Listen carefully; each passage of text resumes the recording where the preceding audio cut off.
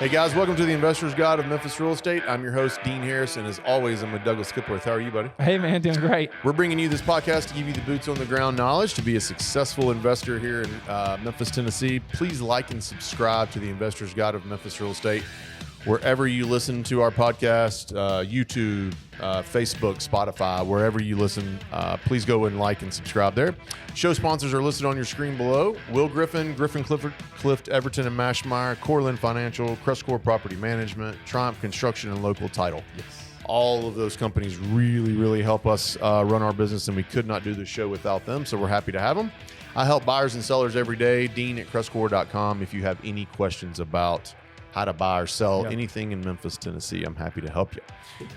We have been asking for questions from the listeners to post on wherever you're listening on social media, and I think we had a couple today. Yeah, we had one from YouTube. It says, how do you refi out of commercial loans with a good bit of equity in them? So if you have a commercial loan with a good bit of equity, how do you refinance out of it? I think the simple answer is the same way you would a residential property, right? If you've got equity in a commercial property, I would go to your local bank and they're going to appraise it and determine exactly how much equity you do have. But I don't own commercial, and I don't want to speak too far into it, but you tell me if I'm wrong. You just refi it the same way you would a residential property. You go to your bank and they're going to appraise it and whatever equity you've got into it. Am I right? Yeah. I mean, I think I'm with you. It's like, I think it would be, you go to the bank and ask them what their loan to value is. Yeah. You know what, and you've got an approximation of how much you owe on a property, how much the value is, and then the bank is going to give you a percentage of that. Yeah. You just figure out how much of that you're going to get at the right bank with the right terms. Yeah. And then it could be a cash out refinance where you then term that out and take some of that cash and put it to work. Or we've talked about it before, potentially putting it on a line of credit.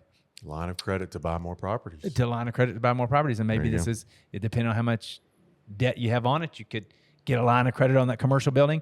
The first draw is to pay down that old note, and man, you work like crazy to pay that off, and then you've got all the equity on a line of credit on that commercial property. Pretty much the same. So, that's great. I think we had one more. Oh yeah. What lenders do you use in the Memphis area? Corland Financial is a show sponsor. I've used them a dozen times or more.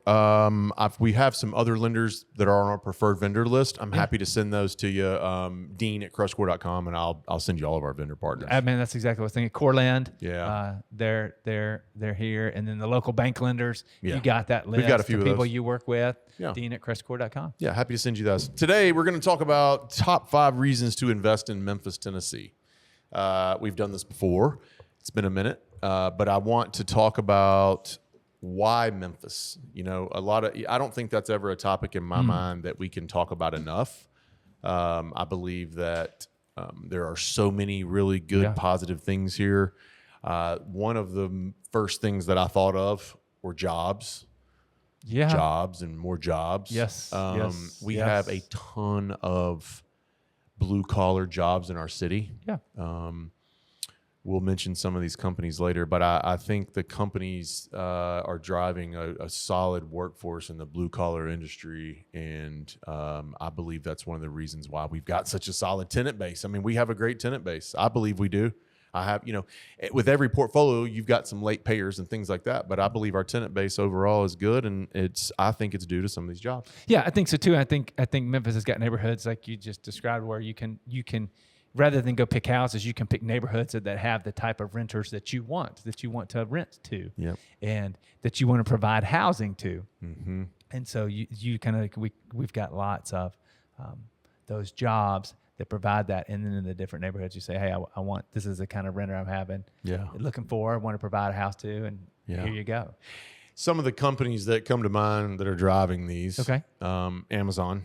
Yes, just to describe, up in 128, 127, kind of right on the line there is how many is it? 100,000 square foot Amazon distribution center.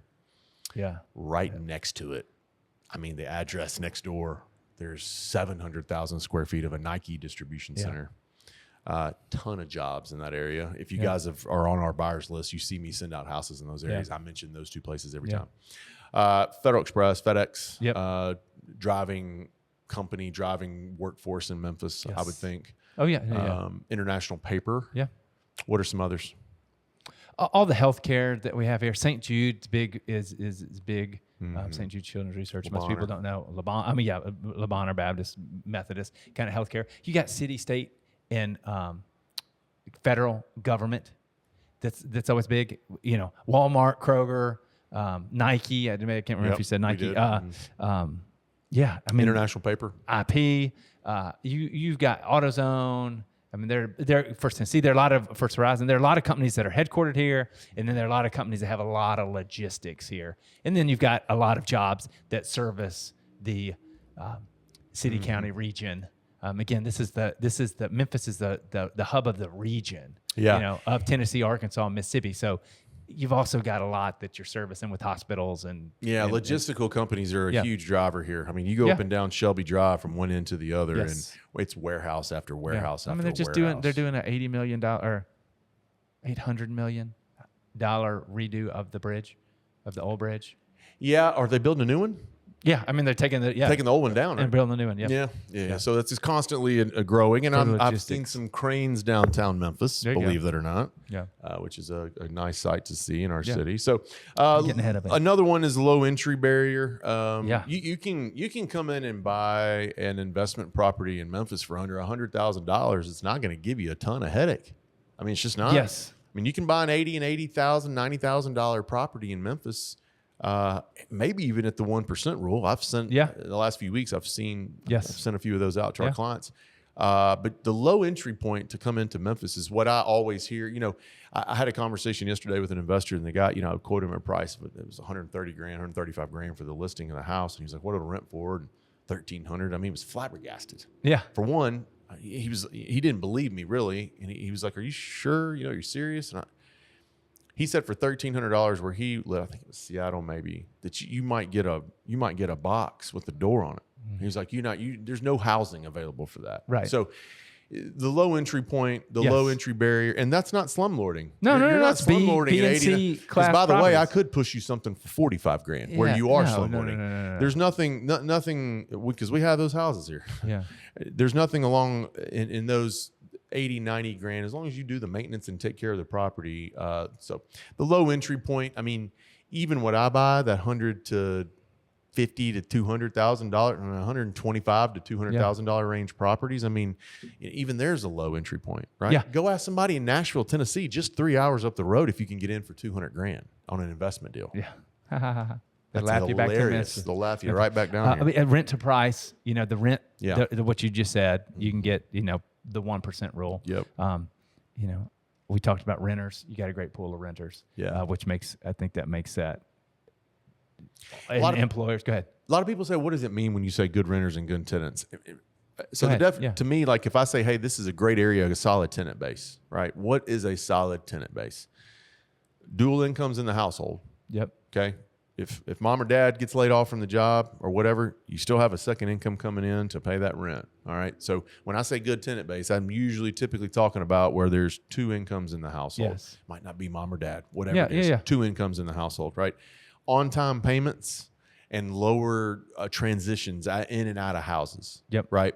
That's what I mean by solid tenant base. Great. Right. Because we have all kinds of backgrounds of solid tenant bases. And I think that, aside, one goes a little bit back to the jobs from the first one is, when someone loses a job, there are plenty of other opportunities here. We don't have a high unemployment rate in Memphis. Never have. We don't have these big swings. It's not like tourism is the biggest industry like a Vegas. When COVID comes, everybody is employed. I just watched something on Cirque du Soleil. They had to close lay off 95% of their people during COVID. Yeah, they were all out swimming in the ponds at the Bellagio. Because they did. That's exactly. It's like they we don't have those swings, man. It's just steady. And so, to your point, people, if you lose a job, you go get another job. Yeah. So the income is great. That's what you mean by a solid tenant base. Yes, all easily of those things, easily employable. Already have dual incomes, pay their rent. That's what I mean by solid tenant base. Cash flow is king. Some of the cash flow that we can obtain here with our rental properties is like none other. I always give this example. I have an estate lawyer client that's in Sacramento, California. And he told me the story about 2 years ago, but I'll never forget it. He had a lady come in and she was planning her estate, and she was bragging, like could not be more excited. She bought a house, an investment deal. and it was in California. It was $450,000, and it rented for $2,000. And she thought this was the greatest thing ever, right? Because out there, that's an amazing amount of cash flow. Where for $450,000 here, we can get you $5,000 and $6,000. Yeah. So the cash flow, the reason why 98% of my clients are out of state is because they can't find this cash flow where they're at. So they come here. Now, the last 3 or 4 years, we've seen some equity and appreciation build. Great. But from the very beginning, you and I both started because of cash flow. Cash flow. Yeah, man. It's a large, stable market. Yeah. Memphis is a large, stable market. Because I know what people are listening right now, they're going to say, well, what's the juiciest price range for the best cash flow? Like that. I know for a fact someone's listening right now and say, well, then tell me what's the rent range for the best cash flow in Memphis. So in your opinion, what's the best rent range? Probably what we were just talking about, $900 to $1,300. $900 to $1,300. You're going to see more cash flow in that $900 to $1,400 price range, rental range, than you're going to see in any other market in Memphis. Yeah. Yes. I believe that. Yeah. And not to, I think cash flow is king. In part here, I just put, because we got landlord friendly laws.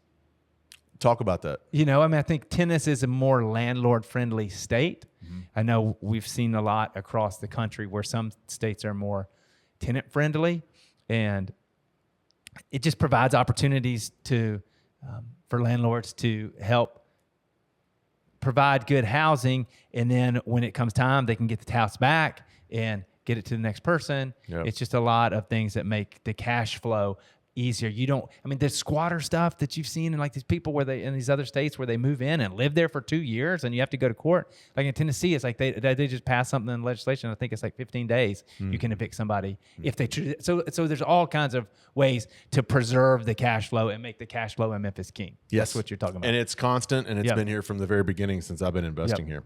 One thing I wanted to talk about was our future growth and development of our city. You heard me just earlier talk about our low entry barrier. You can still get an investment property for under $100,000.